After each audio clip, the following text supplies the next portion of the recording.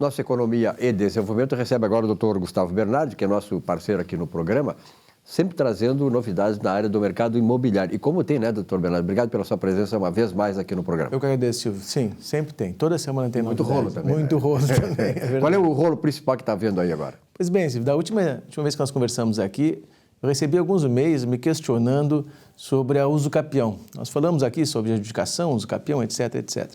Vou falar rapidamente aqui, para as pessoas entenderem o que diferencia a necessidade de você regularizar o seu imóvel através da adjudicação, da usucapião ou da retificação de registro.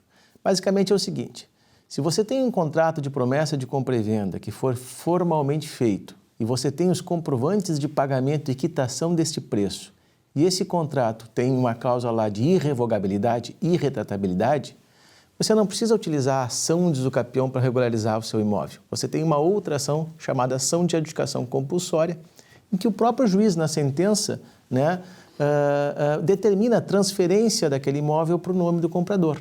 E essa sentença vai lá, registro no álbum imobiliário, e o imóvel está regularizado. Agora, Silvio, quando você tem posse mansa e pacífica de um imóvel, tempo de posse neste imóvel, e não há oposição a essa posse, mas você não tem título, não tem registro, ou esse título está deficiente, ou você não tem a prova do pagamento, você tem outro tipo de solução, a chamada usucapião. A bem da verdade, as pessoas têm que saber que existe usucapião para bens móveis, carros, obras de arte, até móveis e utensílios, e existe a usucapião de bens imóveis. A usucapião é para quando você tem algum defeito na documentação que comprova a aquisição do bem e o pagamento e a quitação daquela aquisição. Você vai buscar através da usucapião. Existem basicamente 3 tipos de usucapião. A ordinária, quando você tem um título justo, quando você tem um instrumento que comprova a aquisição daquele bem imóvel.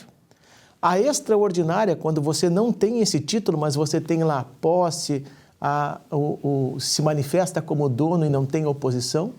E as usucapiões especiais. Daí nós temos aí a rural, a urbana, a familiar, a indígena, a coletiva, né? As usucapiões, o tempo para a usucapi vai de 2 a 15 anos. Então, a usucapião familiar, aquela em que o casal se separa, um deles fica no imóvel, né? Ou ocorre o falecimento, os filhos ficam no imóvel, essa usucapião é 2 anos só, precisa apenas de 2 anos, né? A usucapião extraordinária, né? Ela precisa de 15 anos de posse. Porém, se você faz benfeitorias no imóvel, esse prazo pode ser reduzido a 10 anos. Quando você está na posse, não tem um justo título, não tem um contrato de compra e venda, mas você tem uma posse ininterrupta e sem oposição. E a usucapião ordinária, aquela em que você tem um indício documental da aquisição daquele bem imóvel, ela se inicia em 10 anos, mas se você faz benfeitorias do imóvel, constrói no imóvel, ela vem a 5 anos. O que eu quero dizer com isso, Silvio?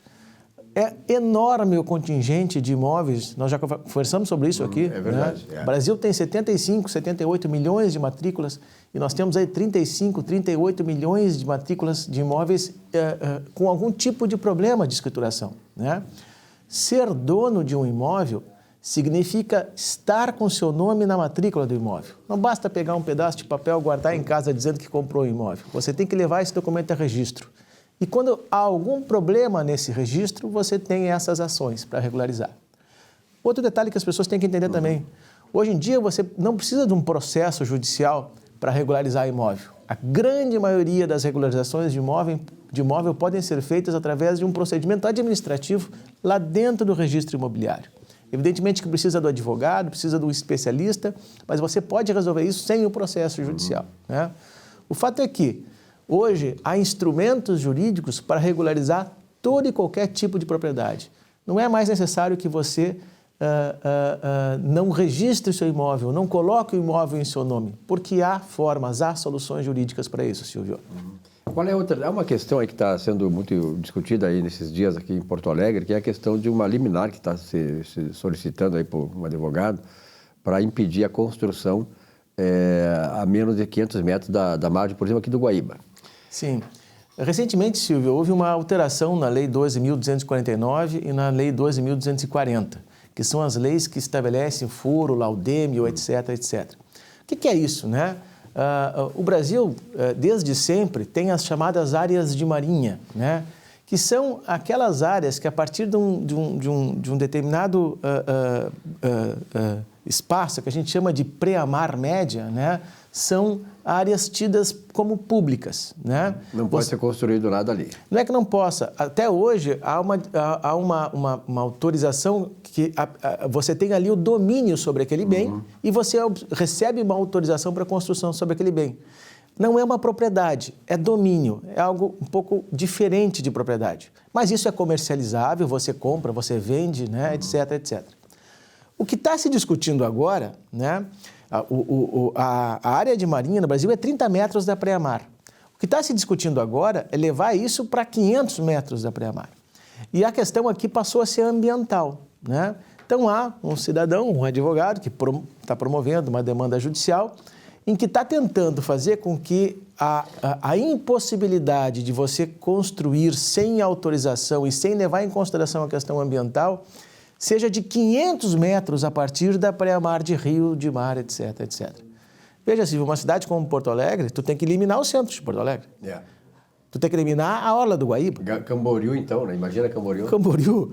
Rio de Janeiro. Todas as cidades litorâneas. Né? Mas o interessante disso é que a maior contingente de afetação não vai ser nas cidades litorâneas de mar, vai ser nas litorâneas de rio. De rios. Né? Porque daí há uma concentração muito mais próxima do circuito. A cidade foi construída exatamente porque existia o rio ali, do lado do rio. Né? O interessante disso é que o fundamento desta medida judicial que esse advogado está buscando é uma decisão superior, uma decisão em tribunal superior. Então há um risco, né, dessa loucura, do meu ponto de vista, essa é uma loucura, uma aventura jurídica, né, acaba realmente dando algum resultado. Vou te dar um único detalhe que eu ouvi ontem no lançamento do empreendimento, que nós temos já aqui em Porto Alegre 8 empreendimentos que foram suspensos. Em função dessa ameaça. Só em função da distribuição dessa medida judicial. Agora eu me lembro, quando se fala disso aí, eu me lembro que o presidente Jair Bolsonaro disse essa semana, e ele está muito certo, que as decisões judiciais hoje que precisam não ser apenas cumpridas, precisam ser questionadas. E essa é uma medida que precisa ser questionada, que vai acabar tem cidades aí que vão ter que ser destruídas. Claro, e mais do que isso, isso vai provocar que se tenha uma rediscussão acerca da lei. Né? Verdade. Porque esse advogado encontrou fundamento legal para entrar com a medida judicial. Então nós temos que discutir também a lei. Né? Porque depois, existem municípios, ô Silvio, que se tu anular 500 metros da praia-mar do rio ou do mar, o município acabou, desaparece a cidade, ele desaparece. claro. Né? Ou do ponto de vista econômico é muito mais importante. Né? Existem municípios que você só fazem empreendimentos em determinados locais porque aquele local está ou próximo do rio ou próximo do mar. Com certeza. Não tem como viver assim. Muita confusão, né? Muita Por isso confusão. temos um advogado especializado nisso aí que nos esclarece essas coisas aí e a gente pode então ter uma certa visão, né, do que está acontecendo. Tomara que realmente essas coisas, essas loucuras, entre outras tantas, né, que estão acontecendo nesse país, acabem sendo, né, jogadas na lata do lixo para onde elas merecem estar. Bernardo, um abraço e até a próxima semana. Até a próxima, Silvio. Um rápido intervalo, já voltamos com o nosso Economia e Desenvolvimento. Até já.